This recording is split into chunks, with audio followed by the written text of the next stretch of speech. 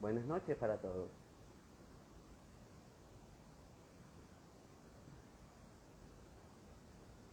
Buenas noches, Guru y sus lunas. Bienvenida.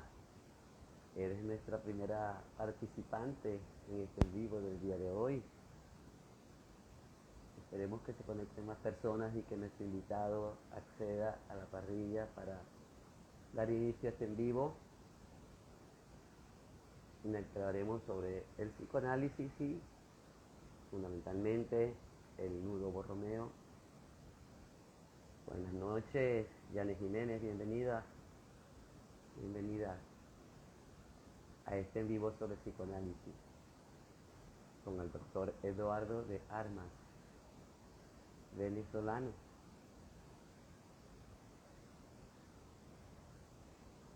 Queremos que entre.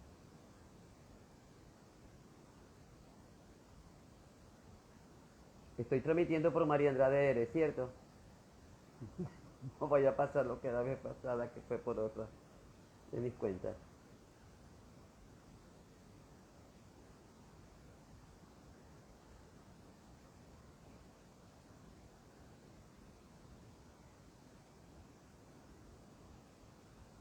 Vamos a ver.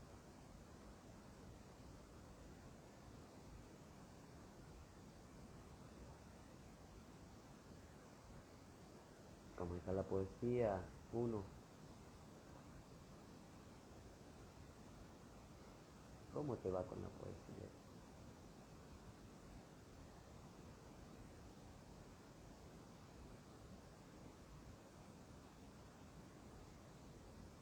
Vamos a ver qué pasa con nuestro amigo Eduardo, que no ha ingresado a la parrilla.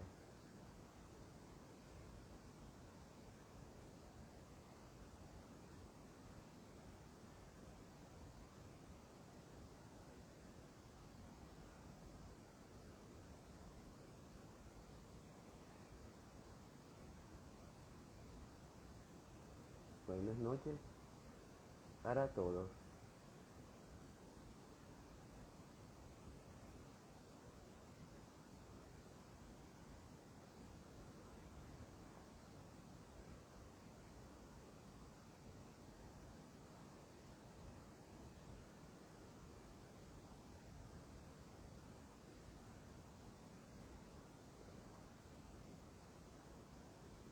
¿Qué pasa?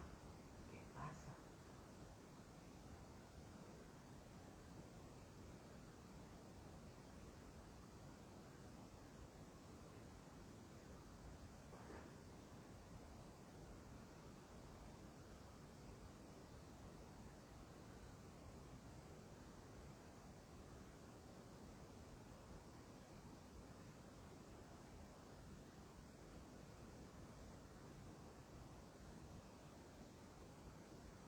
Si le aparece en vivo.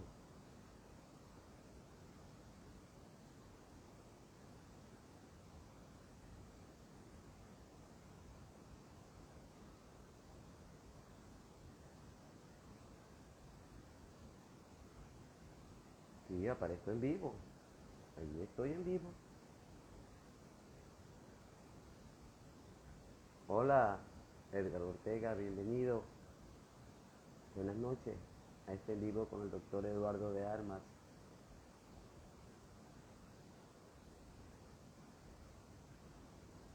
Buenas noches, Elisa Pachano, bienvenida a este en vivo con el doctor Eduardo de Armas sobre psicoanálisis y nudo borromeo.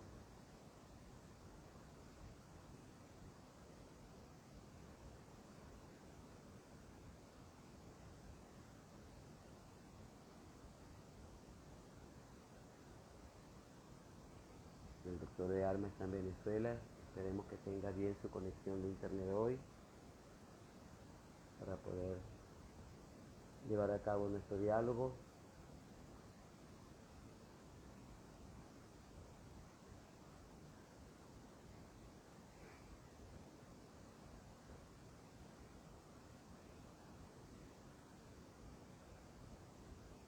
Y entonces,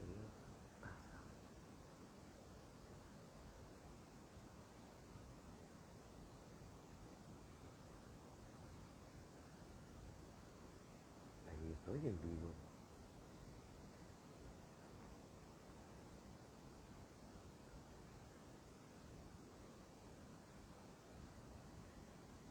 Buenas noches, Carolina. Bienvenida.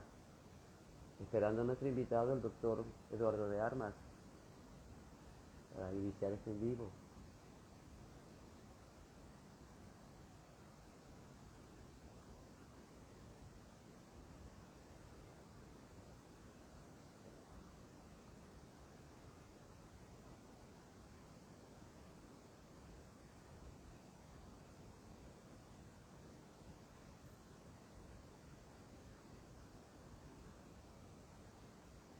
Caramba, ¿qué pasará?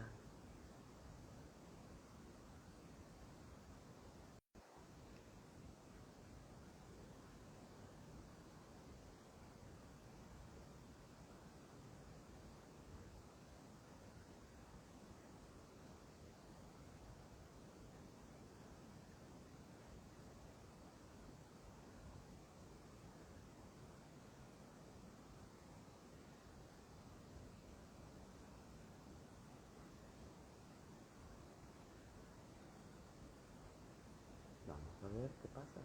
El doctor ya le envió un aviso, por eso se pausó la conexión.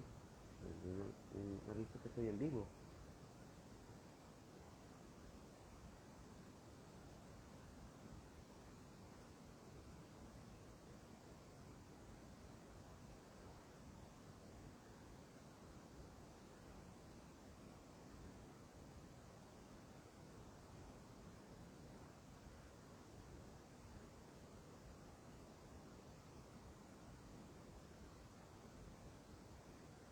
¿Qué pasará, Dios? Me informa el doctor que está tratando de entrar, pero no lo logra.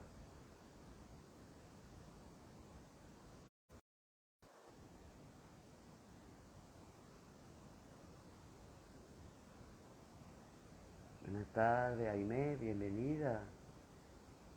Bienvenida.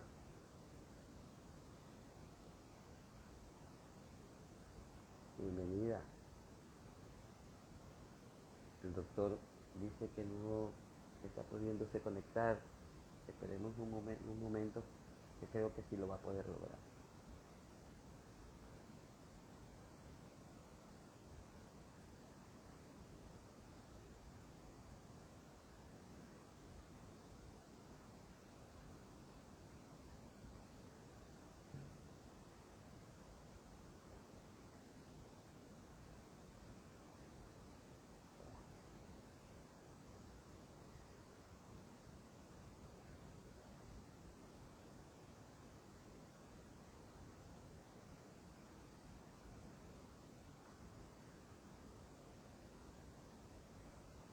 Esperemos que sí pueda entrar.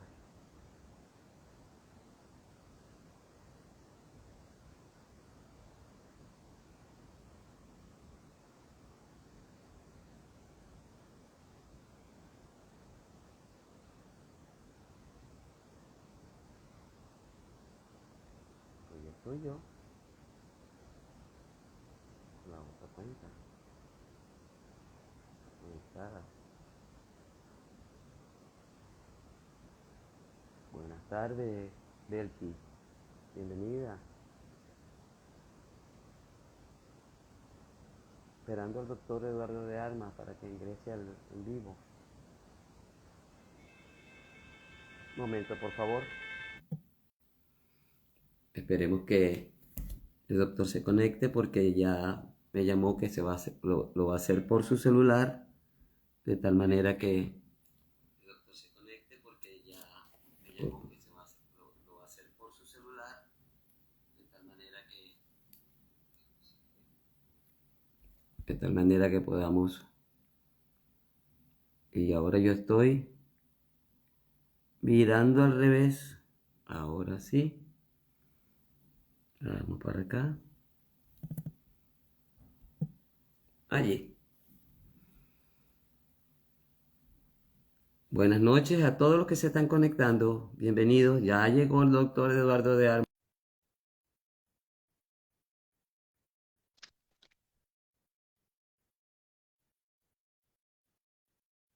Voy a enviarle de nuevo la invitación. Hola, por fin. Hola, Eduardo. Buenas noches. ¿Cómo estás? Bien, bien, muy bien. Chévere, muy contento de estar aquí, en este espacio Gracias. tuyo. Gracias. Muy agradecida.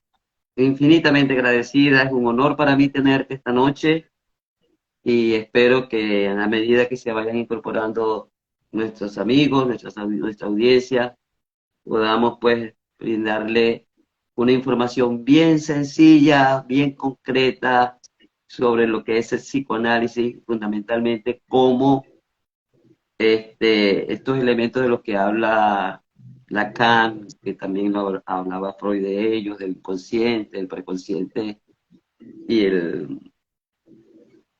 ay Dios, el inconsciente, el preconsciente y el consciente. El consciente, exacto. Y Ujú. el consciente pueden este, estar como un conjunto, como un todo, ¿verdad? En esto que se llama el nudo Borromeo, ¿ok? Sí, ajá. Entonces, ante todo, pues quiero presentarte, bienvenidos a todos los que se están conectando, muy agradecida porque estén con nosotros aquí.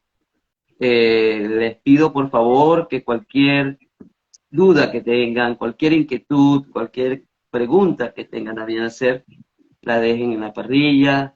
Tenemos un invitado de lujo, para mí es un gratísimo honor poder conversar con él esta noche. Es el doctor Eduardo de Armas, psicoanalista desde hace más de 25 años, trabajando en consultas con niños, niñas y adolescentes. Ha sido docente en la Universidad del Zulia, en el posgrado de Psiquiatría de Luz y además en el estado Carabobo, en Bárgula. Y ha formado parte, formó parte del equipo de docentes que coordinó el diplomado de clínica psicoanalítica con niñas, niños y adolescentes del Foro de Campos Lacanianos de Venezuela. Esto es una síntesis muy pequeña pues, de todo lo que el doctor de Armas pues, tiene para decir respecto de él. Eduardo, Dime. una pregunta que te voy a hacer. ¿Me estás escuchando bien, verdad? Sí, perfecto. Muy bien. Ok, me alegra. El psicoanálisis fundado por Freud en los años 30, si no me equivoco, ¿verdad?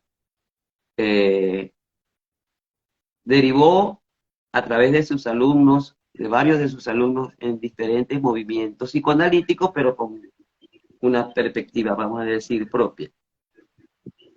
Lacan buscó retornar a Freud a través de nuevas experiencias que él tuvo, influenciado por Hegel, por Heidegger, influenciado por Saussure y por otros estructuralistas, ¿verdad? Yo Levi-Strauss. Ujú. Levi-Strauss también, Levi-Strauss y algo Ujú. de Foucault, ¿no? Que hablan de que Sí. el lenguaje es una estructura, la sociedad es una estructura, es decir, vivimos dentro de una estructura que de alguna manera condiciona al ser humano a actuar a actuar de cierta forma. Para ti, de manera sencilla, ¿qué es el psicoanálisis? Someramente. Wow. Bueno, el psicoanálisis ante todo es una experiencia.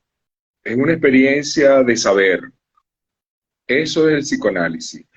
Una experiencia de saber sobre uno mismo, sobre tu Uh -huh, interioridad, sobre eso eso que hace que tú sueñes, por lo tanto, el inconsciente. uh -huh, Eh, hay, hay parte de nuestra subjetividad, que es el inconsciente, que no, a la cual podemos acceder, pero que hay que construir el camino para conocer nuestro inconsciente. Esa construcción del camino para conocer el inconsciente es lo que uno conoce como la terapia psicoanalítica. uh -huh. Eso es.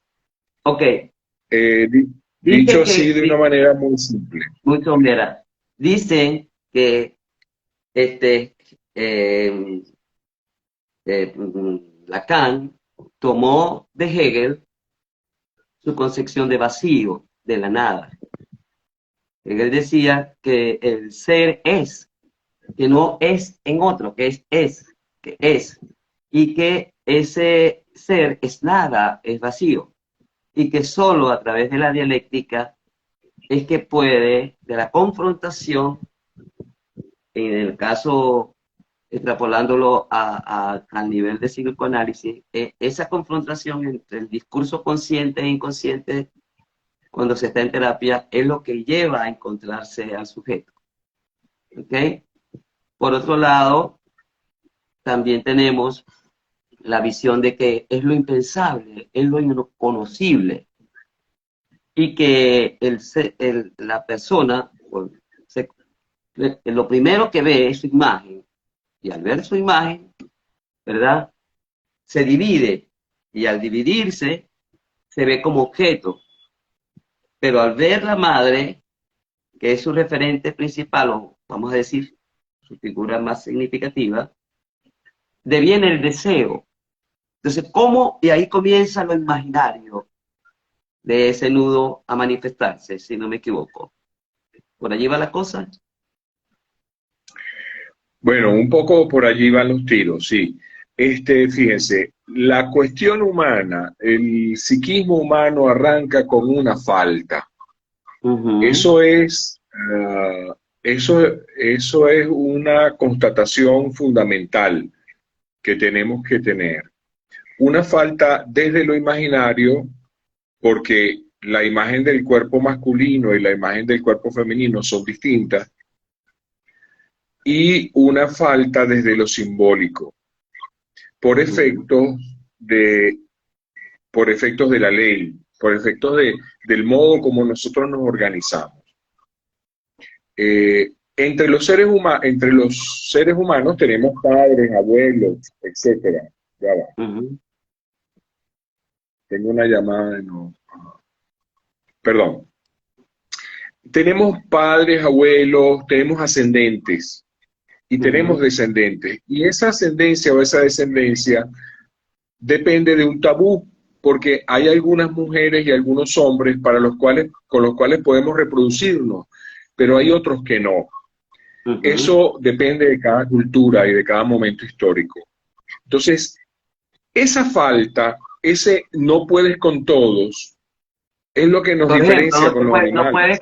no puedes tener relaciones sexuales con tu madre, con tu padre, porque sería un incesto, y ya eso está penalizado culturalmente y socialmente, por ejemplo. Exacto.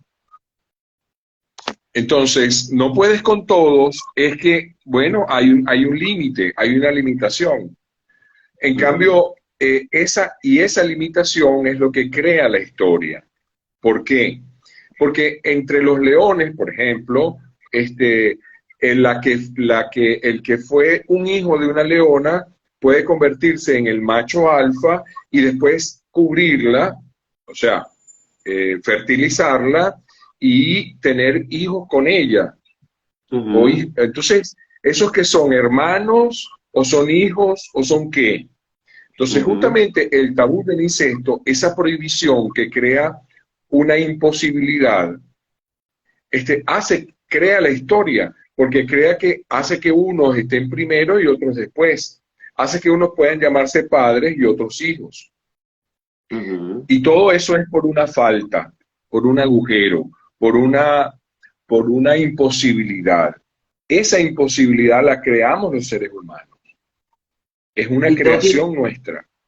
y tiene que ver también con la dependencia que no necesariamente tienen los animales entre ellos mismos. Okay, por ejemplo, hay una yegua que pare un caballo o una hembra y ella se levanta sobre sus pies, corre a las pocas horas de haber sucedido su nacimiento. No así el ser humano.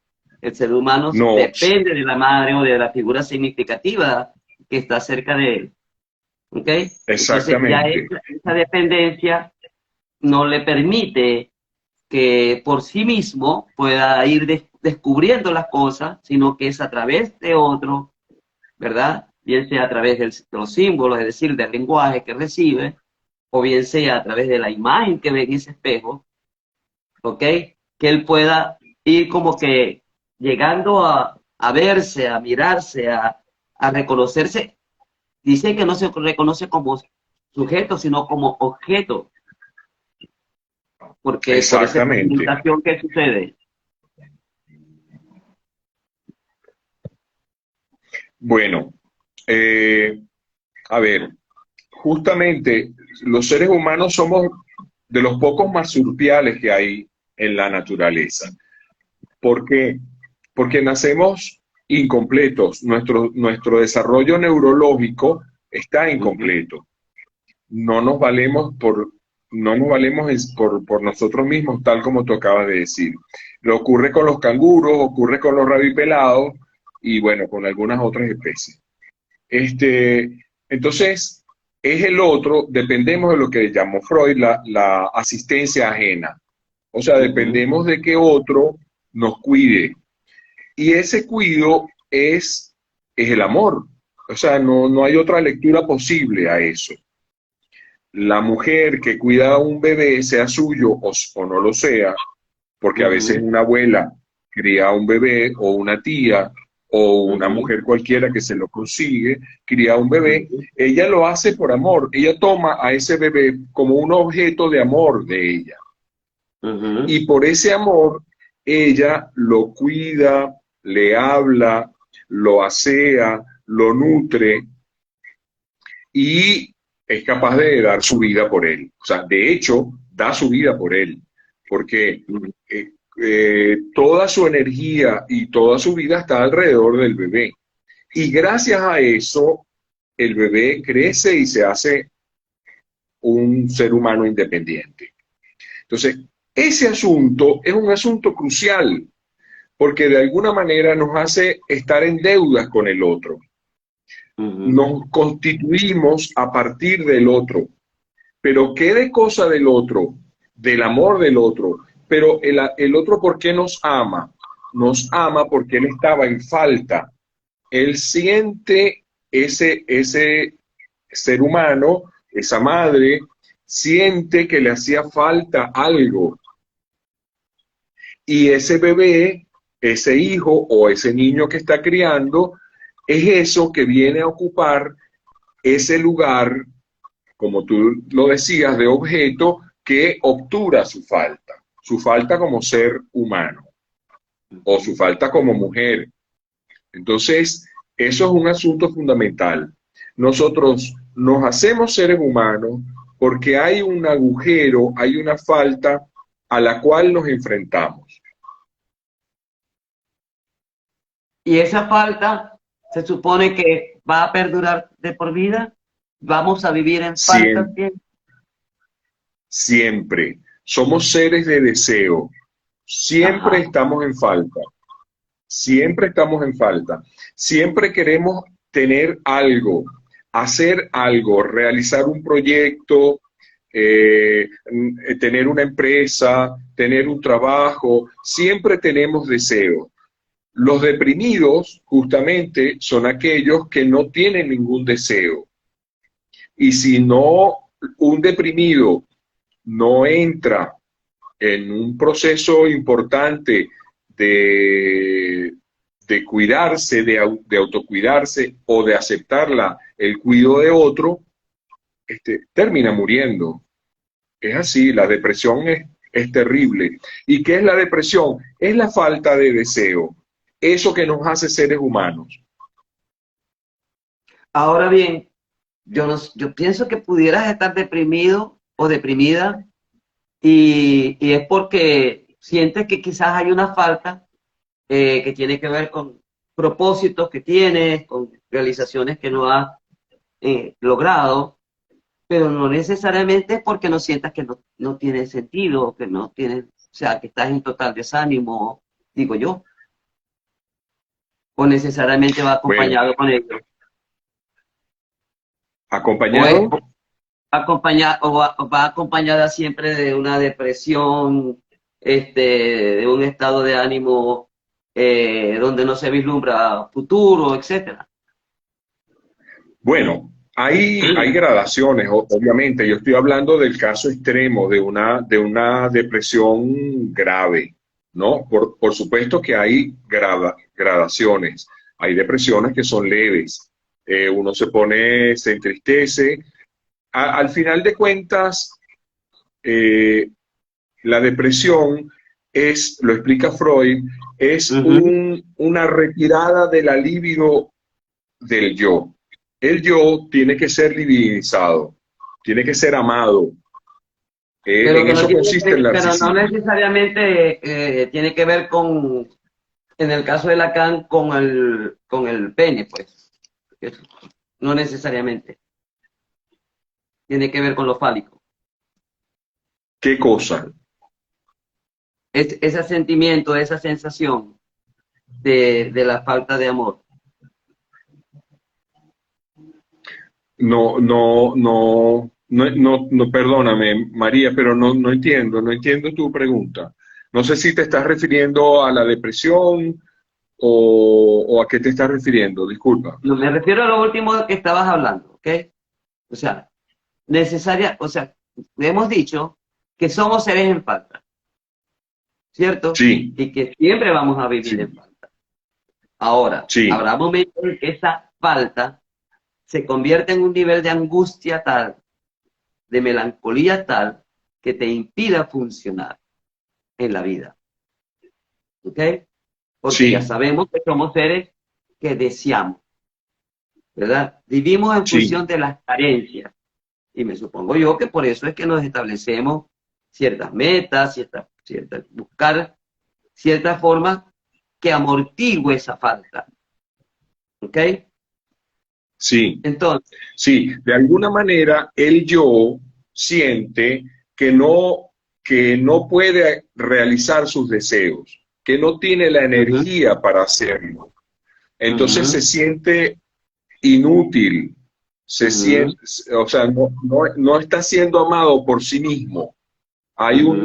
un retiro liminal del yo, porque teniendo falta, estando en falta, no puede realizar su deseo, no lo realiza, Ok. no lo realiza. No, El yo como es definido en psicoanálisis. ¿Y qué diferencia puede tener con el ello, con el super yo y con el ego? el yo en la conciencia es lo que conocemos como la conciencia, el estar Ujú, consciente. No sé, hoy es miércoles 30 de noviembre y son las 7 y tanto de la noche en Venezuela. ujú, ujú. Eso es el yo, estar consciente de que estamos vivos, estar consciente de que murió mi papá, de que murió mi mamá, de que fulano está enfermo, etcétera. Eso es la conciencia, ese es el yo. ¿Y cómo El entonces se dice? inconsciente es, Ah, continúa, el inconsciente. el inconsciente es precisamente la infancia reprimida, es eso, es nuestra infancia que en un determinado momento, después del Edipo, es reprimida y eso forma parte de el ello, del inconsciente. Y ahí Ok, están las pulsiones. Ahí están las ok, pulsiones. Ajá. ok. ¿Y Y, qué pasa? ¿Qué pasa cuando, ujú. verdad, sucede esa represión de manera continua? ¿Caes en una depresión profunda, por ejemplo? ¿Qué pasa cuando tienes esa represión continua? Ujú, La represión siempre es continua. La represión siempre es continua. Eh, lo que pasa es que uno accede al inconsciente a través de los sueños, a través de un ujú. lapsus, y así es como uno va conociendo cuál es el contenido de su inconsciente, cuáles son esos significantes amos, como dice Lacan y como dijo Hegel, ¿verdad? La idea del Ujú, significante amo lo saca de allí. ujú. Esos significantes que mandan, que comandan, cuáles son los pensamientos y la forma en que tú ves al mundo, en que tú lo interpretas.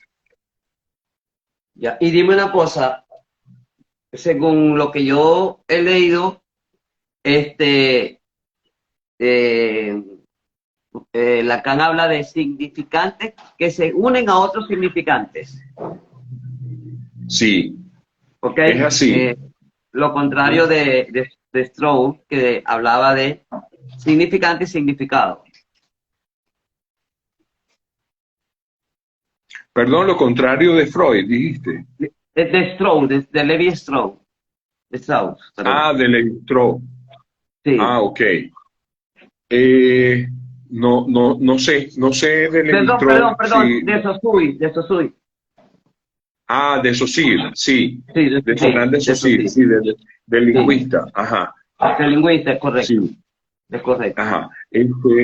Este, eh, claro, hablamos y los bebecitos hablan porque empiezan a decir una palabra. Dicen, por ejemplo, ay, todas las mamás saben, y los papás que hemos estado con la crianza, sabemos cuál fue la primera palabra que dijo. La primera palabra que dijo fue mamá, o fue papá, o fue agua, o fue, no sé, X.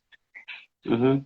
Pero después el bebé o la beba va a decir otra palabra, otra palabra.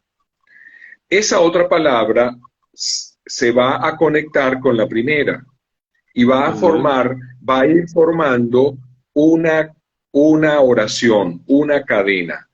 Ese es el proceso del desarrollo del lenguaje, porque hay un significante que se conecta con otro significante. En el momento del balbuceo, cuando los niños comienzan a hablar, ellos están hablando, ellos están conectando unos sonidos con otros. Ellos están Ujú. tratando, cuando escuchan a su mamá que les habla y que les canta, o al papá que están, bueno, porque están hablando, él también quiere, ella y él, o sea, el bebé, entra en esa conversación. También habla. Él no sabe lo que está diciendo, no entiende lo que le están hablando, pero él se conecta y él comienza a crear esos sonidos que después se van a convertir en significantes y después se van a convertir en escritura. Ok, Y todo eso queda registrado en nuestra subjetividad, en nuestra mente, en nuestro cerebro, vamos a decirlo así. so, Yo lo que diría más pareciera bien que que no es algo propio, sino algo dado por otros. O sea, el lenguaje te es dado, la imagen también. Todo eso es como que claro, parte de la convivencia. Y entonces ahí donde está lo propio, lo tuyo, el sujeto como tal. Cuando sí, el porque lenguaje se lo proporciona a alguien, cuando la imagen también la relaciona con otro, y por eso no se reconoce como sujeto, sino como objeto. ¿Qué pasa con eso? sí, está también lo pulsional, es decir, Ujú, las sensaciones corporales que tienen la ujú, bebé o que tiene el bebé cuando está escuchando hablar. Y ujú, cómo esas sensaciones corporales se van, eh, se van ligando con ujú. el lenguaje. Por ejemplo, la mamá le pregunta a la beba, ¿tienes sed? ¿Tienes hambre? No sé, ¿tienes ganas de hacer pupú? Entonces, el bebé, los infantes, empiezan a asociar el lenguaje con el cuerpo, con lo que le sucede, con las emociones. Ay, ya te molestaste, dice la mamá. Te pusiste, te molestaste. ¿Por qué estás llorando? Ay, es que tienes mucho calor. Todo ese baño de lenguaje, de interpretación que hace la madre, que hace la abuela, que hace el padre, de algún modo es asumido por ese pequeño sujeto, por ese bebé y por esa beba, y empieza él entonces a construir a partir de sus sensaciones y a partir del lenguaje del otro, Ujú. su propia lengua. Y nosotros nos encontramos con que los niños tienen una manera de hablar. Y solamente la entiende la mamá, el papá, los familiares. Porque, no, él lo que quiere decir es tal cosa. Y él dijo una perolata que nadie entiende, pero la mamá lo entiende porque entiende cómo es que esa beba está construyendo su lenguaje. Ese lenguaje inicial es el lenguaje con el cual se construye el inconsciente. Dijo Lacan en un momento privilegiado, el inconsciente está estructurado como un lenguaje y por eso accedemos a él. También como imágenes, pero las imágenes a final de cuentas, cuando uno narra el sueño, se convierten en palabras. Unas palabras describen una imagen. Entonces, al inicio de la vida, lo que podemos hacer, lo que mamá dice, en las normas de mamá, las reglas de mamá, las reglas de la familia, van construyendo configurando el inconsciente y el yo también. ¿Quién eres tú? Al principio tú hablaste de la imagen especular. La imagen especular, somos la única especie en la naturaleza que reconocemos nuestra imagen cuando la vemos en el espejo. Cuando un perro o una paloma ve su imagen en el espejo, piensa que se trata de otra paloma. No la reconoce como sí mismo. El sí mismo solo lo hemos podido construir los seres humanos. Entonces, el reconocimiento de la imagen es un asunto fundamental en la construcción de nuestra subjetividad. A partir de los 6 meses, dice Lacan, la niña y el niño reconocen su imagen y la mamá o el papá o la abuela, el adulto que esté allí, le dice, mira, ese eres tú. Y eso es un momento privilegiado, un momento grandísimo. Lacan dice, es uno de los primeros momentos de gloria, de júbilo que tenemos los seres humanos.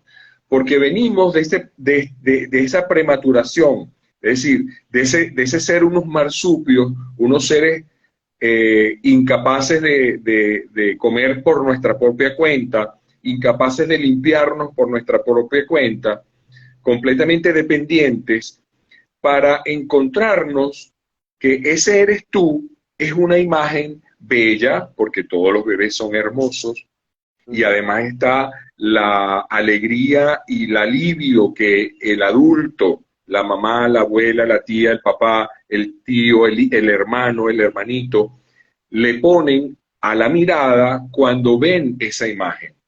Cuando uno ve una imagen bella, las pupilas se dilatan, la expresión del rostro cambia, y todo eso es sentido, percibido por el bebé y por la beba, y eso hace que él salga o ella salga de esa sensación de dependencia, de esa sensación de incoordinación, de que no puede, no sé, agarrar bien las cosas o se le caen, porque bueno, apenas tiene 6 meses o 7 meses y apenas está sentándose o comenzando a gatear. Y esa imagen es una imagen reina, es una imagen importante, porque a partir de esa imagen él va a decir, o la beba va a decir, ese soy yo, una imagen. Okay. Soy yo una imagen, hasta ahí. Una imagen, bueno, está también el lenguaje, porque entonces la mamá lo llama por su nombre o lo llaman por el nombre de la familia. Todas las familias le ponemos, no sé, a mí me decían Edo, ajá, no sé, siempre hay un diminutivo, una manera de llamar al bebé, y entonces está él a veces o responde a un nombre o responde al otro, o los vecinos llaman, ¿dónde está Alejandro? Y resulta ser que él no se reconoce como Alejandro, sino como Ale. Y Alejandro y Ale, ¿quién es ese? Ah, no, Ale, Ale, aquí está. Entonces, es un proceso, la construcción de nuestra subjetividad es un proceso muy complejo. Y ese proceso complejo es como cuando hacemos una sopa. Hay muchos elementos, muchas cosas que forman parte de esa sopa y que cuando uno, quiero hacer este parangón, cuando uno toma una sopa, uno puede reconocer a veces el sabor de la papa, el sabor de la carne, el sabor del ají dulce. Pero hay un conjunto de sabores que están todos mezclados y que hacen el sabor de la sopa. Eso pasa con un psicoanálisis. Un psicoanálisis consiste en reconocer, conocer y reconocer cuál es la sopa subjetiva que uno tiene. ¿Cuáles son las palabras que te marcaron? En este caso sería lo inconsciente. Lo inconsciente, claro, claro. Son las emociones, las palabras, las experiencias que ocurrieron en la vida y que te marcan, hacen que tú tengas un modo de estar en el mundo, porque fuiste el primer bebé de tu mamá, o porque fuiste el segundo, porque fuiste el último, pero fuiste a lo mejor el primero de tu mamá, pero el segundo de tu papá, o qué sé yo, cada historia cada uno de nosotros tiene una historia particular a partir de la cual nos creamos nuestro inconsciente, nuestra subjetividad. Y un análisis consiste en eso, en probar esa sopa, conocer el inconsciente e ir desbrozando poco a poco y decir, mira, no, esto es el tomate de esta sopa. O no, esto es la sal. Esto es parte de la sal que le echaron a la sopa. Por eso sabe así, por la sal que tiene. O no, mira, esta sopa es un cruzado, tiene carne y pollo. Y esto que estoy probando es un poco de pollo, ¿no? Entonces, es increíble ver a los sujetos en análisis cómo van descubriendo su inconsciente y cómo van creando un espacio de luz para comprenderse a sí mismo, comprender por qué sus emociones son las que tiene, y eso ayuda también, en la medida en que nos comprendemos a nosotros, podemos comprender al otro. No sé si respondí. Totalmente te explicaste. Y por supuesto tener relaciones más armónicas con nosotros también. Por supuesto. Claro, claro, porque Ahora, podemos tener una relación más armónica con nosotros. Dime, María. ¿Cómo funciona el nudo Borromeo?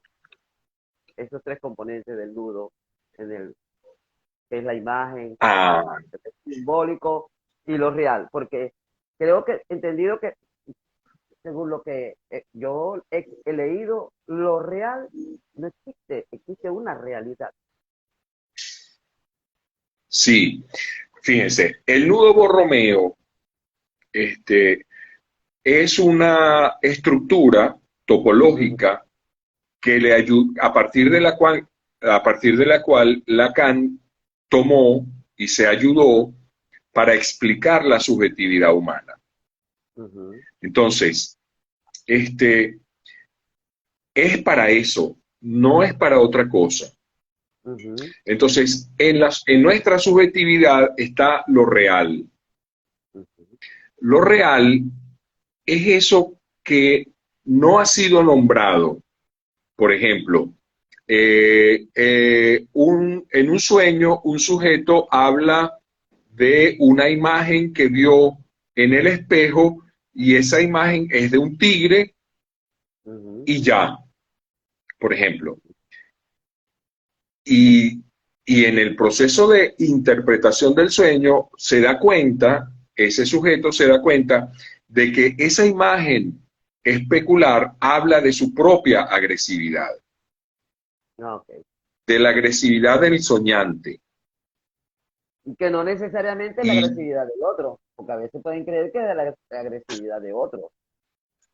exacto, exacto. Pero como es una imagen en el espejo, entonces dice, cuando él ve al espejo lo que ve es un tigre. Y entonces, ¿cómo es eso? Entonces, el que soñó eso, ese Ujú, sujeto, empieza a descubrir y a descubrir que tiene que tiene agresividad. Nunca se había visto como alguien agresivo. ujú. Bueno, como alguien que se arrecha de vez en cuando, pero no como alguien agresivo. A partir de ese sueño, entonces, esa imagen es es un real de su inconsciente que lo pone en el sueño y que el sujeto, cuando lo interpreta con palabras, entonces descubre su agresividad. Y hasta ese momento no era alguien que se reconocía como agresivo o que no reconocía su propia agresividad. Siempre su agresividad era por el otro, no porque como una respuesta del otro y no como algo, bueno, como algo suyo. ¿Ok? Entonces, esa, eso, esa imagen es un real. Y hasta que ese real aparece en el sueño y es interpretado, no, entonces deja de ser un real, lo real de su agresividad, y pasa a ser algo simbólico, porque le puso palabras, lo creó como una categoría. Y ese simbólico es un saber, porque a final de cuentas el lenguaje nos sirve para saber. Eso es lo más grande que tiene el lenguaje. La ciencia descubre un nuevo asteroide, le pone una sigla, le pone un nombre, le pone simbólico, le pone lenguaje, ¿sí? Y eso es un saber. Entonces, ese real de la agresividad que aparece en el sueño Ujú, es convertido en algo simbólico. ujú. Y además aparece está lo imaginario también, porque aparece el real, aparece como una imagen. Es una imagen que si En este el caso sujeto no sería, interpreta.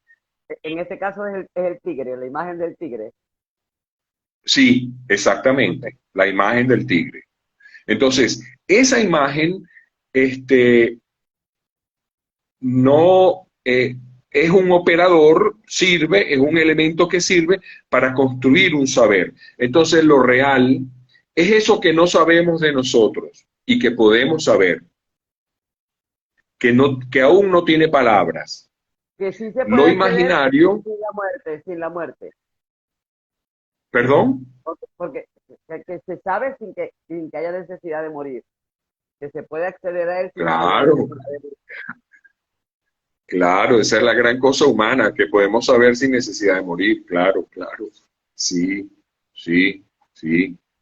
Bueno, Ahora, entonces, el- ajá, continúa, continúa, continúa. ajá, entonces lo real es eso que está en nuestra subjetividad, en nuestra interioridad y que no sabemos, que todavía no tiene palabras. Ujú, Lo imaginario son las imágenes, ¿no? ujú, Pero en la categoría lacaniana, lo imaginario es precisamente el, la dimensión de la rivalidad. Por eso es que aparece de la rivalidad con el otro. Por ujú, eso es que aparece el león o el tigre ujú, en la imagen, porque es ujú. una imagen agresiva, ¿no? Es la imagen de la especularidad y es la imagen, porque también cuando, bueno, no quiero desviarme. Entonces, en, la, en lo imaginario hay una tensión, hay como un ping-pong, ¿no? La pelota que va y que viene, la pelota que va y que viene, porque es como cuando alguien te saluda con cariño, tú saludas con cariño. Pero si alguien te saluda así como que con malas pulgas, tú le dices, bueno, a lo mejor tú puedes responder también con malas pulgas. Entonces, esa dimensión imaginaria es la dimensión de la rivalidad, mientras que la dimensión simbólica es la dimensión del amor, del acuerdo, del contrato. es la dimensión más, digamos, que nos hace esa dimensión por la que somos humanos. Los animales se manejan en la dimensión imaginaria, ¿no? Dicen, o sea, no reconocen al otro, o sea, reconocen al otro como sí mismo. No hay una diferencia entre el otro y ellos. Es un gran patuque el que tienen los animales. En cambio, nosotros, como tenemos palabras, podemos decir, bueno, mi hermano Pablo, mi hermana Julia, mi primo Perencejo. Y cuando decimos hermano, hermana y primo, estamos colocándola en una red de relaciones. Y eso es gracias al lenguaje. El lenguaje es lo que nos permite eso. Establece cómo nos relacionamos. Por ejemplo, yo digo mi jefe, o digo mi vecina. Ah, pero ¿cuál vecina? ¿La de arriba, la de abajo, la de la derecha, la de la izquierda? Bueno, la vecina del apartamento tal. Y la vecina del apartamento tal, el apartamento tiene una identificación, una palabra, 9B. Y ella tiene un nombre. Entonces, el lenguaje nos sirve para orientarnos en la vida. Es lo que tenemos, es lo más grande que tenemos los seres humanos, para orientar y ver nuestra interioridad, poder descubrirla, como dice Sócrates, poder saber de ti mismo, y después poder ordenarnos en la vida, ordenar nuestras pulsiones, ordenar nuestra agresividad, porque todos somos agresivos, todos tenemos agresividad. Esa idea de que esa idea rusoriana de que los seres humanos somos todos buenos, no proviene del psicoanálisis. Nosotros reconocemos, el psicoanálisis reconoce que hay una agresividad, digamos, que es propia de nuestra condición de seres de la naturaleza. Porque todos los seres de la naturaleza tienen agresividad. Tienen tensiones con las cuales tienen que estar continuamente manejando. Un pajarito baja la grama, vemos un pajarito que baja la grama porque va a comer unas hormiguitas que hay allí, pero si él se distrae mucho, capaz que lo caza un gato. Entonces él está en una tensión entre comer y no ser comido, porque si se descuida mucho, viene una culebra y se lo come, o un gato. Esa tensión la tenemos todos. Todos tenemos esa tensión, digamos, esa tensión interior que nos viene de nuestra condición de seres de la naturaleza. Ahora, ¿qué hacemos con esa tensión? Bueno, es lo que cada quien tiene que resolver, ¿no? Bueno, creo que me desvié un poco, pero... ¿Cómo influye la educación en que esa tensión no sea inhibidora de unas relaciones armónicas de tu vida? Es un tema difícil. Claro, la educación es, digamos, esa estructura, esa superestructura de lo social que viene a moldear nuestra conducta. Pero moldear la conducta no significa que no tengas la atención. La atención está allí. Y entonces uno dice popularmente, no, eso fue lo que rebasó, la gota que rebasó el vaso. O sea, yo estaba molesto con esa persona y hacía cosas que a mí me molestaban, pero bueno, llegó un momento en el que yo dije, ya no quiero más molestia. Entonces, y ya, entonces tú te defiendes, lo ofendes, le das una patada, no sé, lo que sea. O te alejas y no quieres saber más de esa persona. Entonces, la educación es eso que te dice lo que tienes que hacer y lo que no, cuándo hacerlo y no. Pero no, eso no significa que no tengas la atención. Entonces, el que va a manejar su tensión es cada quien. Cada uno de nosotros tenemos que ver qué hacemos con nuestra tensión. En primer lugar, reconocerla. Reconocer que, bueno, que estás tenso, que estás angustiado, que hay cosas que te preocupan, que el dinero no alcanza, que el asunto familiar está muy complejo, porque los adolescentes están todos en su crisis, qué sé yo, todas esas cosas juntas, porque estuve preparando una comida y le eché demasiada sal y quedó salada, y es como que si, bueno, la situación está mal y además tenemos que comer salado. Bueno, el punto es, ¿qué hacemos con nuestra tensión? En primer lugar, lo primero que hay que hacer es reconocerla, reconocer que estoy tenso. Ese reconocimiento eh, ya produce un cambio, porque dices, estoy tenso, por lo tanto tengo que hacer algo. O sea, ¿qué hago para relajarme? La situación está tensa, todo está tenso y yo estoy tenso, pero ¿qué hago? O sea, porque si la tensión continúa, vamos a terminar todos insultándonos, creando una situación muy desagradable, etcétera, etcétera. Entonces, ¿qué haces tú con la tensión? Bueno, me relajo, digo, ya va un momento, me aparto un rato, me siento, hago meditación, hago unas respiraciones, estoy 5 minutos respirando profundo y entonces digo, bueno, estoy tenso, pero bueno, ya bajé un poco la tensión interior y ahora vamos a ver cómo se pueden resolver el resto de las cosas. Ese manejo, que yo lo digo así, muy fácil, no es fácil de lograr. Eso es un manejo que eso hay que de elaborar. eso se trata, de que lo digas fácil, ahora cómo se logra. Exacto, Aunque no sea es muy fácil, fácil de aunque no sea decir, fácil. es muy fácil de decir, es lo que hacen todos los libros de autoayuda. Ah, haga así, haga asado, haga asado. Sí, eso es muy Vale, fácil de decir. El punto es lograrlo. Entonces, ¿cómo se logra? Bueno, con un análisis, con un proceso psicoterapéutico. Hay muchos caminos. Yo no quiero decir que el psicoanálisis es el único camino. Ese fue mi camino. Y por lo tanto, yo puedo hablar del camino que yo hice. No puedo hablar del camino que no hice. O sea, yo no les puedo contar mi viaje al Himalaya. Nunca he ido al Claro. Himalaya. Yo les puedo contar mi análisis, mi viaje, mi proceso de análisis, porque ese fue el que yo hice. Por eso es que hablo del psicoanálisis.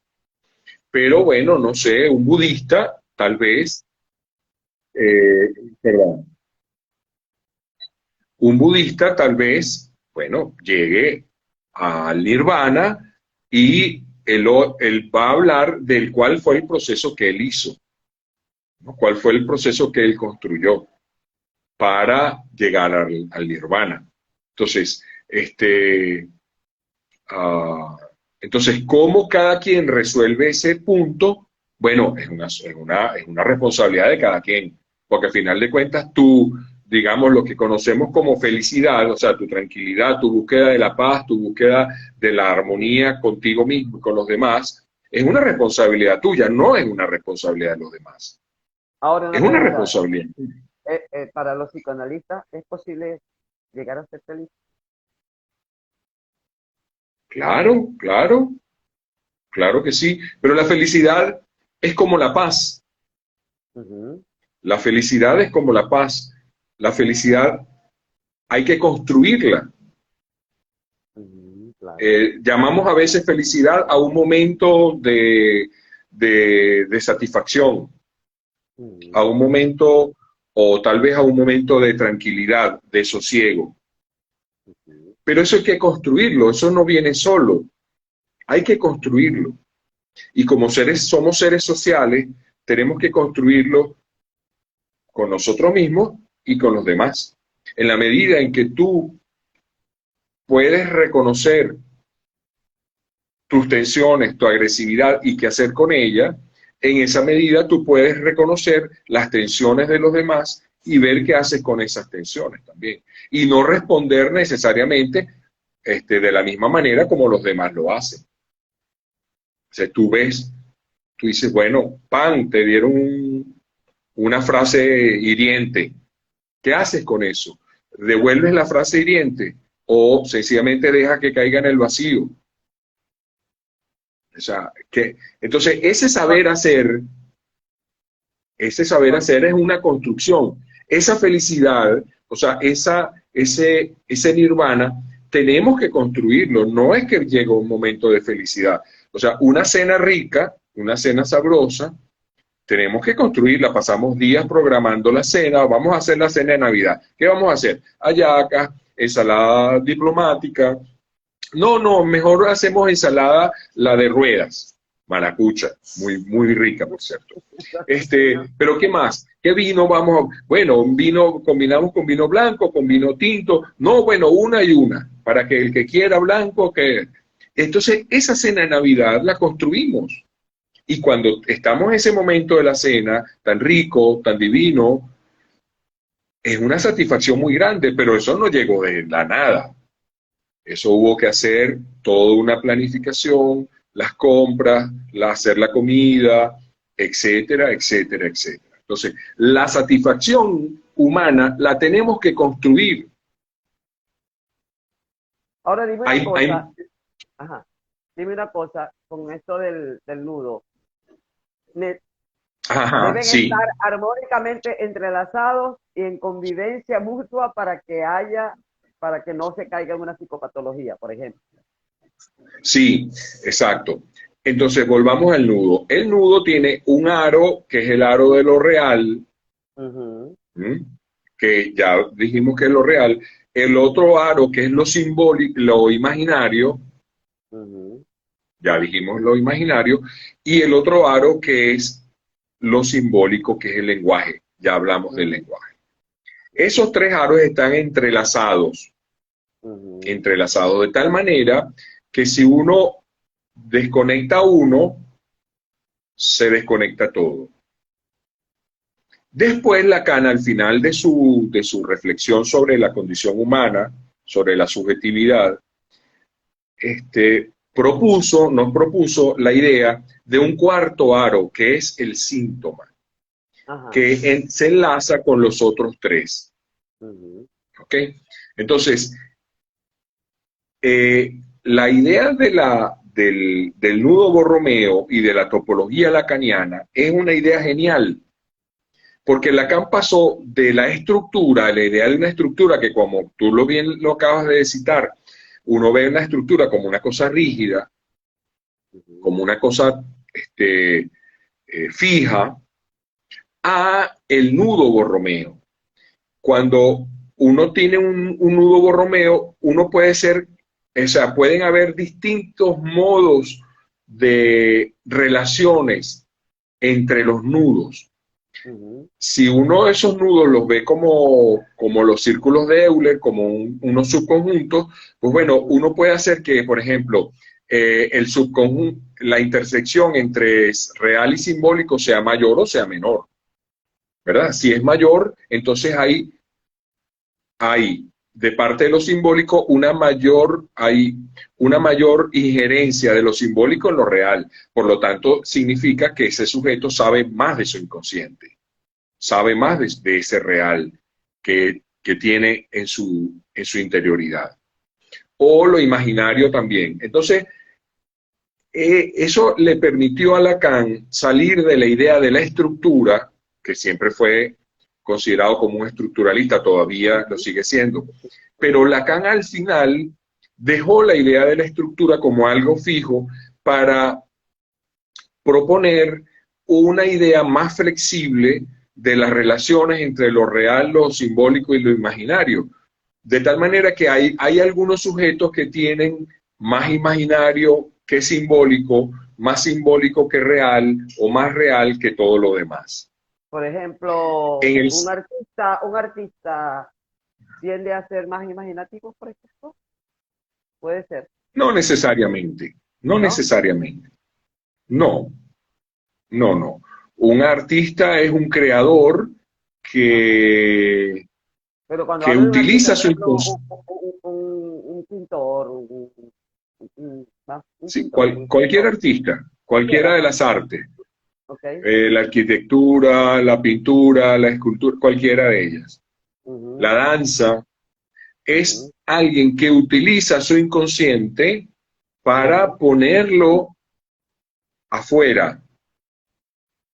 Utiliza su inconsciente para ponerlo afuera. Por supuesto, utiliza elementos imaginarios y simbólicos para hablar de eso inconsciente, de eso que le viene, de eso que no puede dejar de hacer sino pintar o esculpir o tallar o bailar, ¿no?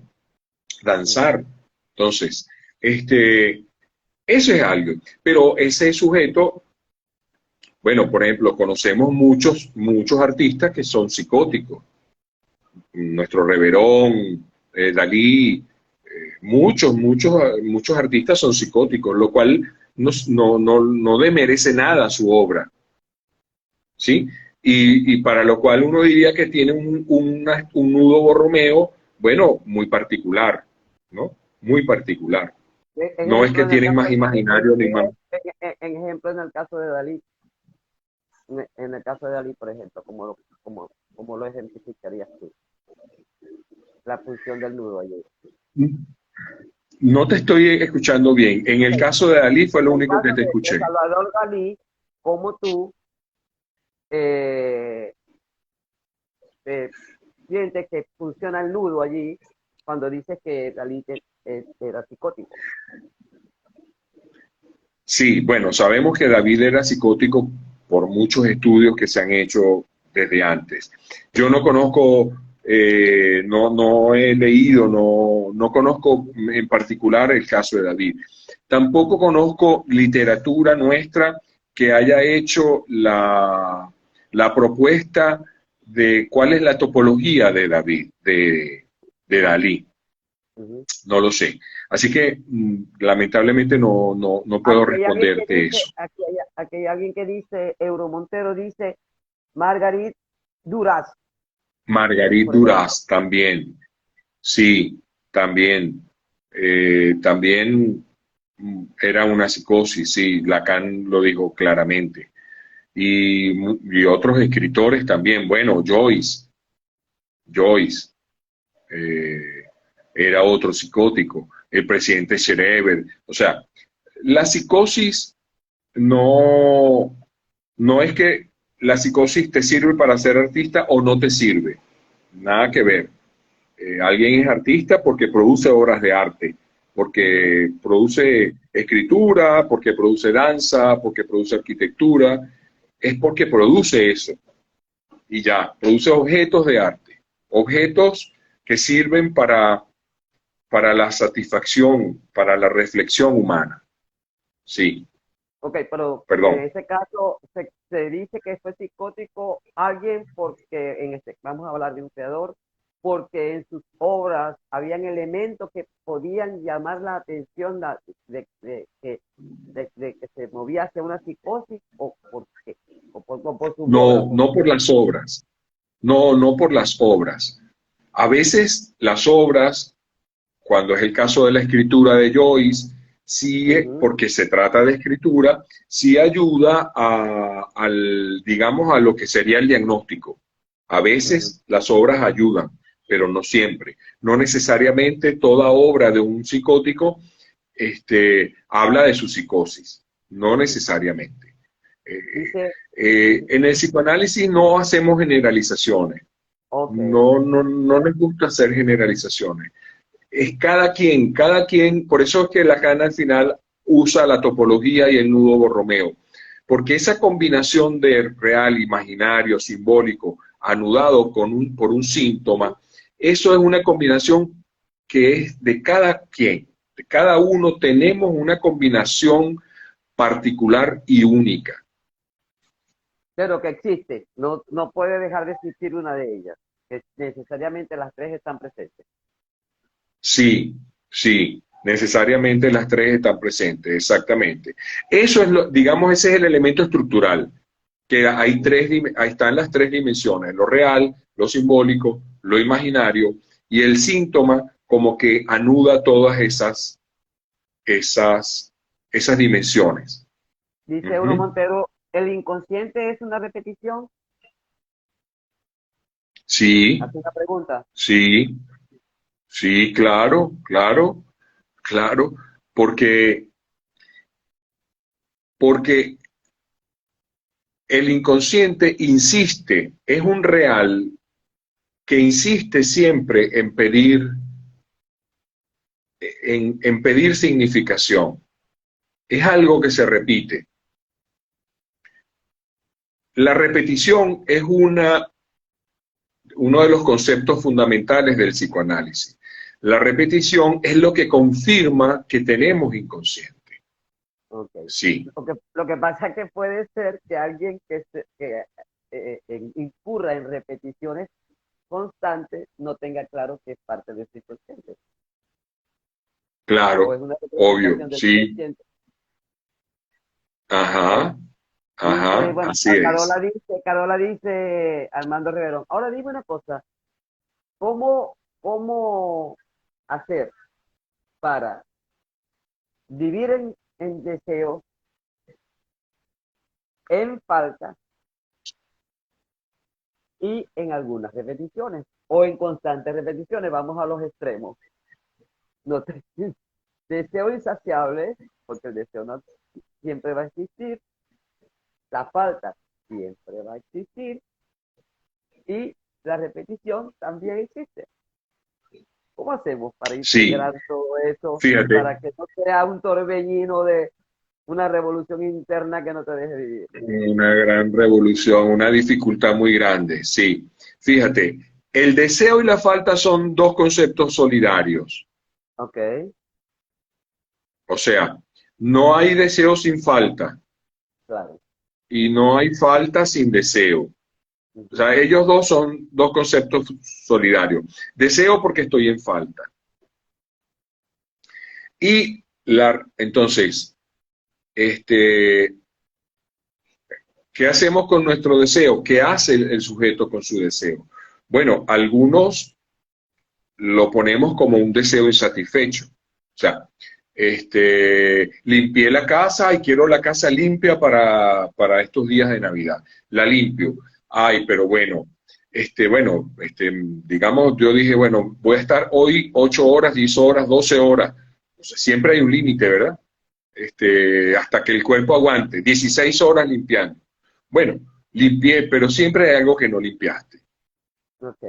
No sé, en la parte de arriba de la puerta, la parte O de la no de arriba tanto de la como puerta de hubiese madera, querido, o no tanto como hubiese querido.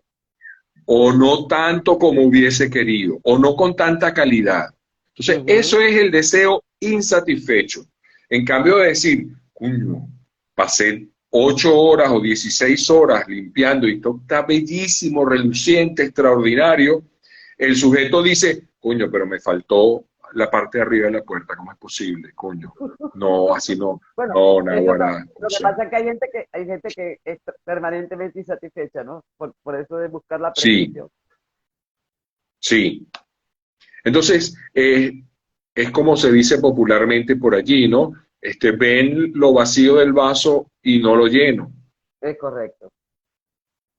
Entonces, has dedicado 8 horas a un proyecto, ¿verdad? A un proyecto, wow, de limpiar la casa o a cualquier proyecto, y al final dices, no, pero bueno, en realidad no quedó tan bien, vale. Se ha podido hacer mejor, pero bueno, así es la vida. Y tú dices, guará, eso tiene que haber quedado reluciente, extraordinario, muy bien, y este sujeto, en cambio de gozarse su limpieza, de gozarse su casa limpia, dice, bueno, ¿cómo se hace? Bueno, para el año que viene a lo mejor lo hago mejor. Y tú dices, ¿por qué no disfrutar de lo que tiene, de lo que Claro, logró, de lo que claro, hizo? claro, claro. Hay gente que vive en falta Porque porque no siempre se disfruta de lo puede, que tiene, sino de lo que carece. Siempre está viviendo en función de lo que carece y no de lo que tiene. de lo que no tiene, exactamente. Después, entonces, eso es el deseo como insatisfecho. Después está el deseo como imposible, que Ajá. son los típicos obsesivos, ¿no? Que procrastinan mucho, ¿no? El deseo como imposible. No, bueno, yo quiero arreglar el carro, no, pero es que hoy no puedo porque, bueno, tengo que trabajar. Y mañana tampoco porque, bueno, bueno, el carro lo tengo echado a perder, pero bueno, no importa, me voy a pie. Pero bueno, pero me hace falta el carro. Pero bueno, es que me hace falta dinero, no tengo todo el dinero. Entonces siempre hay algo por lo cual no realizas lo que tú quieres hacer. Ujú. Lo pospones, lo echas para afuera, o sea, no lo haces. Ese sujeto no hace su deseo, no lo realiza. No agarra y dice, bueno, no tengo el dinero, pido un préstamo y arreglo el carro. Y después con el carro bueno, trabajo más y pago el préstamo. No. Y dice, bueno, ya arreglé mi carro. No, sino que lo pospone, lo dice, pone miles de excusas, cualquiera, todo, no es que está lloviendo, no es que hoy amanecí cansado, no es que estoy así, no es que mi mamá me regañó y no estoy de ánimo, ¿cómo es posible? Imagínate, ¿cómo puedo vivir así? No, me estoy arrechísimo, estoy muy mal. Y entonces cualquier excusa es buena para no realizar lo que uno desea hacer. Dice Euro Montero, a veces nunca sabemos qué repetimos, pero en realidad, si no hay conciencia, tendemos a repetir. El pasado está Claro, cerca de lo que hacemos.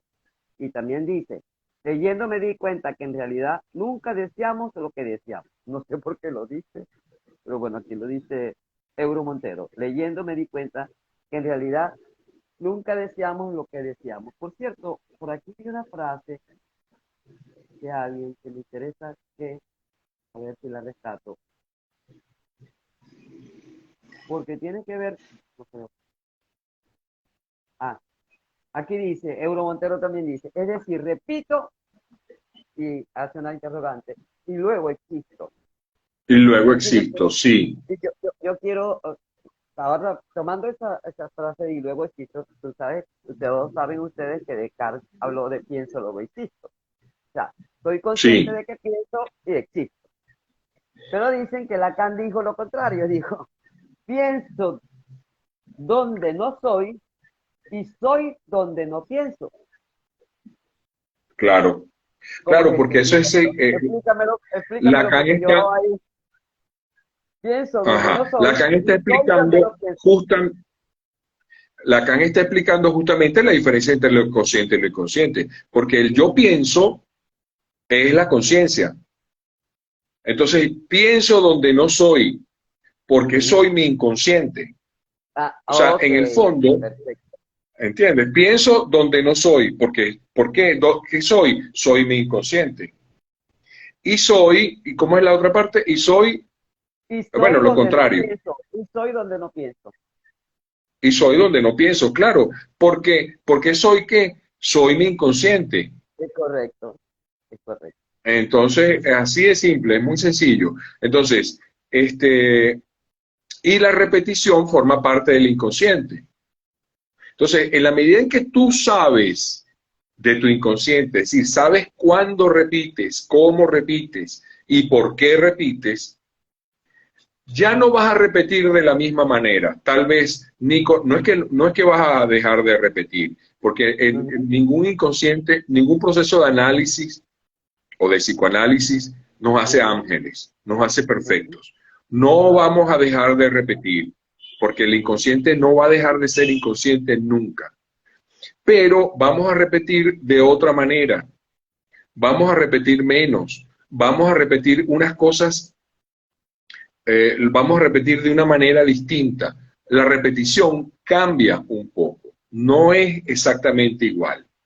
Aquí Sobre dice todo, usted, por ejemplo, en el caso de los no, obsesivos, no vas a repetir la procrastinación, no vas a ok, procrastinar tanto, vas a poder realizar un poco más tu deseo. Y en el caso de la histeria, la satisfacción, va a encontrar un poco de satisfacción en eso que hace.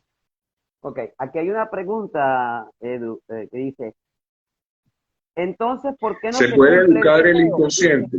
¿Por qué no se, ajá, esa es una pregunta. Una pregunta es, ¿por qué no se cumple el deseo? Y la otra pregunta es si se puede educar el inconsciente. De Euro Montero. Y Bueno, la otra es un análisis, un psicoanálisis es, digamos así, no utilizamos en la palabra educar, ujú. no es educarlo, pero bueno, digamos es una, Entenderlo, comprenderlo, llegar a entenderlo. Sí, es domesticarlo, vamos a decir así. Es domesticar una parte del inconsciente, no todo el inconsciente. Una buena parte del inconsciente lo domesticamos, lo Por conocemos, eso, con sabemos el de ejemplo, él. Si con es el ejemplo que posible, daba de la sí, claro, agresión, con el ejemplo que daba de la agresión, se puede domesticar la claro que sí. Es una manera de vérsela con tu propia, con tu interioridad. Sí. ¿Qué es la prosa? La Dice no, Carola. es la procrastinación, Ah, la Carola. procrastinación. Es Ah, procrastinar es aplazar. posponer algo. Sí. Sí, no, sí es y no es muy técnico, pero procrastinar es aplazar algo, dejarlo para después, no Y hay, realizarlo. y hay gente que vive en ese plan, posponiendo, posponiendo, posponiendo, posponiendo. Y no Posponiendo, responsabilizándose posponiendo, de ellos, inclusive no responsabilizándose en muchos casos de ellos, sino responsabilizando a claro, terceros. ¿Ok? o a la naturaleza, porque llovió, porque tal, o lo que sea, ¿no? Tantas cosas. Dime una cosa, Sí. disculpa que quizás esté alargando para tu tiempo mucho el vivo. ¿Dónde queda dentro del contexto psicoanalítico la castración? ¿Cómo surge? ¿Y qué relación tiene con el nudo? La castración es la falta. La Ok. castración es el proceso. La Ujú. castración es el proceso y la Ok. falta es el resultado. Ok. ¿Ok? Entonces, el serrucho, serruchar es el proceso y el resultado es un pedazo de tabla cortado, un trozo de tabla o un O trozo de sea, rama. la falta es la ausencia, ¿será?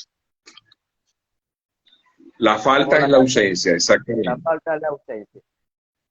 Exactamente. Y un Entonces, ejemplo, ¿cómo podríamos hablar de un ejemplo, por ejemplo, un ejemplo concreto?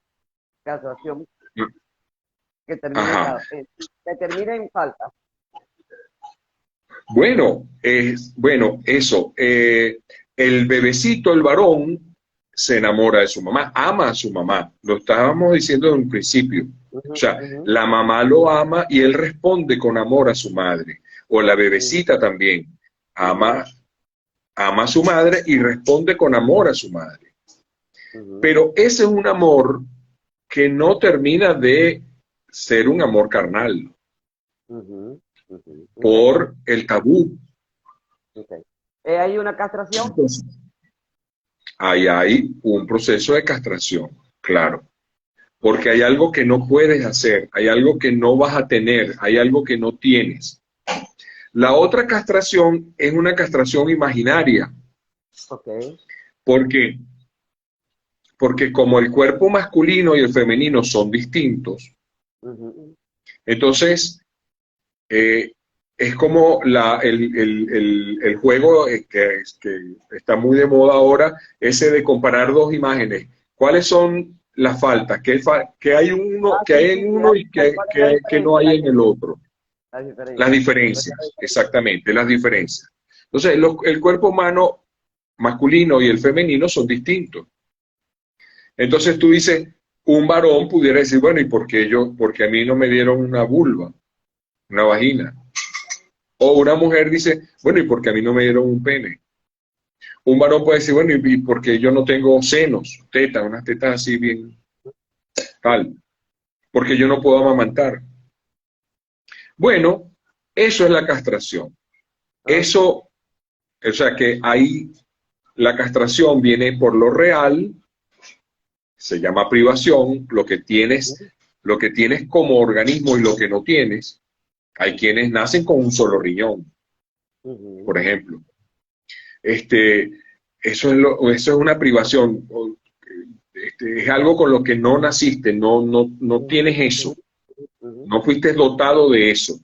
ujú, Este, o la castración imaginaria, ¿no? Lo que el otro tiene y yo no tengo, o la castración simbólica, en términos de lo que puedo hacer y lo que no puedo hacer, lo que está permitido y lo que no está permitido. No sé si el ejemplo será el mejor, pero voy a hacer un ejemplo y además voy a hacerte una última pregunta que quiero hacerla por curiosidad, ¿verdad? Porque ya tenemos una hora y tanto en el vivo. A mí me ha encantado mucho.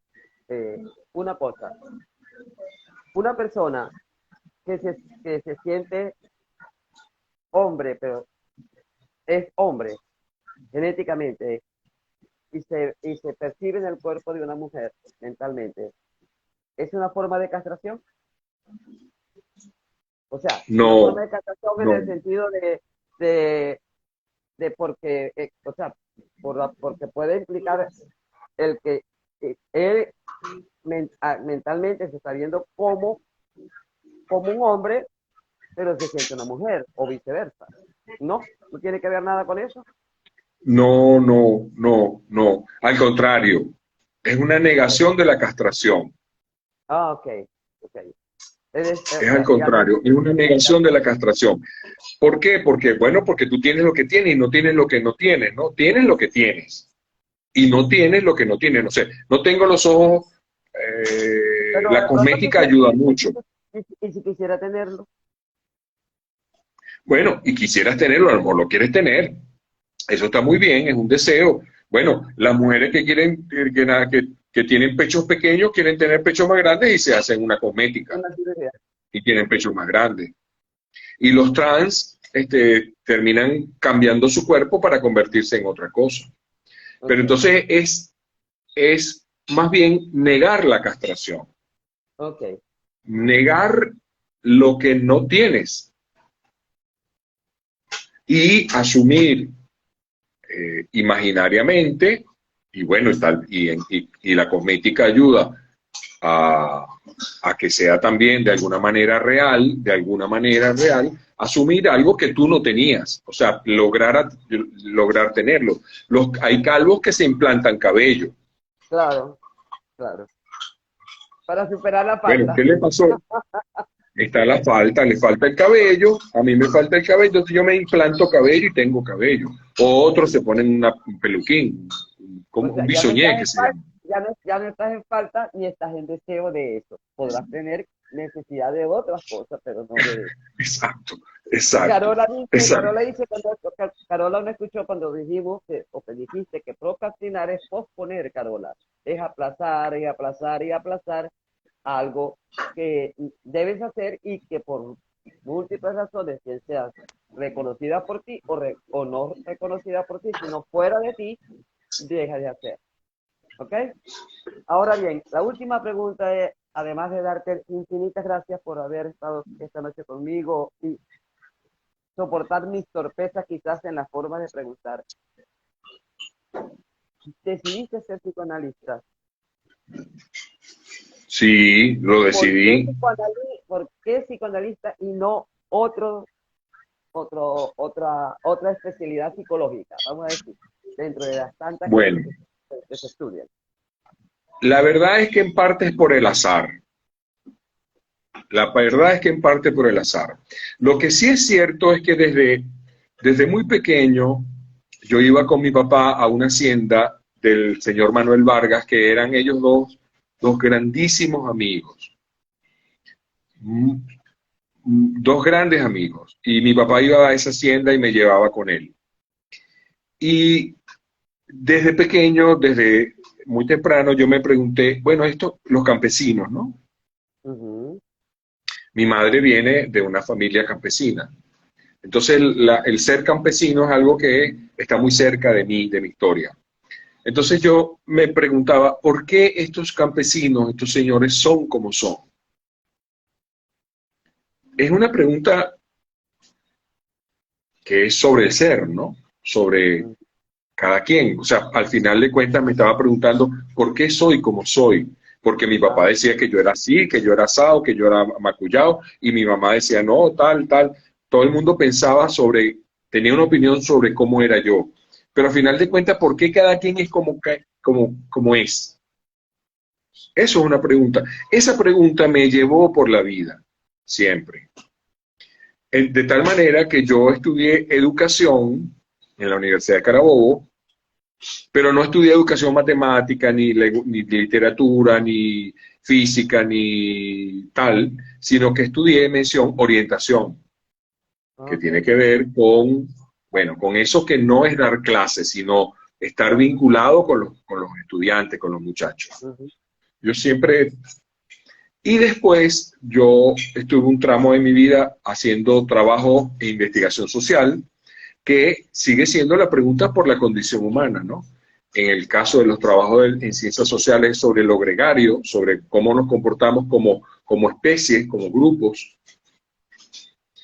Y estando en Caracas, en la Universidad Central, en el Laboratorio de Ciencias Sociales, trabajando con Roberto Briceño León, un hombre que admiro y que quiero mucho, y con Gladys Villarroel, que fue, fue quien me abrió la puerta hacia el psicoanálisis. Me presentó el psicoanálisis y me comencé a acercar a la escuela del Campo Freudiano de Caracas, que estaba en el Ateneo, donde estaba lo que era el Ateneo de Caracas. Ujú. Ahora es UNEARTE. Bueno, y ahí comencé mi análisis, mi proceso de análisis. Por eso fue que me hice psicoanalista, porque siempre me pregunté por qué los seres humanos somos como somos. Y comenzaste a encontrar respuesta contigo y después decidiste apoyar a otros a que encontraran, darse cuenta cómo era, cómo A que se era, respondan eso. Sí, a que se señor. responda. Sí. Muchas gracias, infinitas gracias Bueno, por haber yo estado te con nosotros. agradezco muchísimo, María Andrade, yo te agradezco muchísimo esta invitación. Ojalá se repita. Sí, Me en gustaría que algún se momento se va a repita. repetir. Claro que sí, gracias. A Sí. mí también.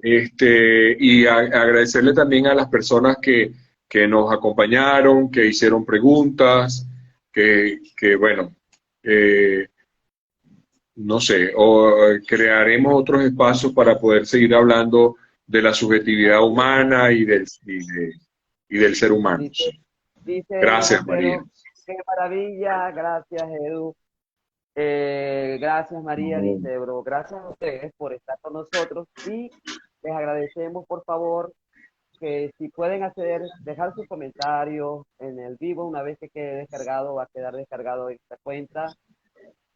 Les agradecemos porque nos motiva, porque estamos para servirles, para darles información que sea oportuna y además con personas de excelente calidad humana y profesional, como es el caso de Eduardo de Armas. Dice Lilian Gómez, gracias a los dos, maravilloso, interesante. sí, Todo en yo les escuela, agradezco a aplausos. todos los que vinieron. Sí, les Dice José agradezco 21, muchísimo porque el tiempo de ustedes es muy valioso sí también, señor, así como el de cada uno, el de ustedes también es valioso y que lo hayan compartido con nosotros es excelente. Muchísimas gracias.